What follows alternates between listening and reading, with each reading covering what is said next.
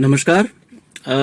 किसी ने एक प्रश्न किया था कि इस समय जो अभी कालखंड चल रहा है, इसमें हम ऐसा क्या करें कि प्रभु की निकटता भी रहे, उनकी सन्निधि में रहें और हमारा काम भी प्रभावित ना हो।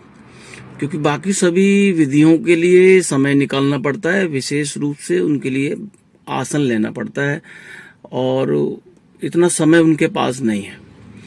हमारे गुरु महाराज ने कहा था कि नाम जप सबसे सरल औषधि है, सबसे सरल प्रयोग है भगवान की सन्निधि में रहने का। इसका एक अभिप्राय भी उन्होंने बताया कि नाम जो है ना, वो परमपिता परमात्मा का नाम आप चलते फिरते, आते जाते, बैठते खड़े होते, आप कभी भी ले सकते हैं, क्योंकि परमात्मा का नाम हर समय लेने योग्य है। अब लोग सवाल करते हैं कई बार कि किसका नाम लें, कृष्ण का लें, राम का लें, हनुमान का लें, शिव का लें। मैं आपको कहता हूं कि इन भेदों में मत पड़िए। इस संसार में कुछ भी जो जिसका क्षय नहीं होता है वो परमात्मा है। ये देवी देवताओं के नाम, विधियां, ये सब युग के क्षय होने के साथ समाप्त हो जाती हैं, लेकिन परमात्मा हमेशा रहता है।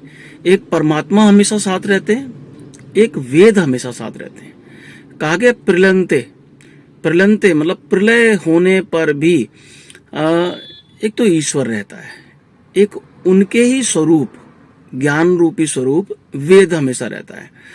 तो भगवान को आप नाम जपें, चाहे आप किसी भी रूप में जपें, लेकिन आपका भाव यह होना चाहिए कि हम परमपिता परमात्मा के बच्चे हैं, हम उनके सच्चे अंश हैं, हमें उनके साथ सन्निधि में रहना है। वह संसार के पालनहार हैं, वही इस सृष्टि के रचनाकार हैं, हमें उनके प्रति थैंकफुल रहना चाहिए। देवी देवता तो कालखंड देश परिस्थिति के हिसाब से बदल जाते हैं, या उनके नाम बदल जाते हैं, उनकी पूजन की विधियां बदल जाती हैं, लेकिन परमात्मा का नाम जपने की एक ही विधि है कि आप उसे प्रेम से भजें। आप उसे ऐसे भजें कि वो आपका पिता है, वह आपका पति है। प्रेम से भजें। प्रेम ही भगवान के साथ जोड़ने का एकमात्र साधन है।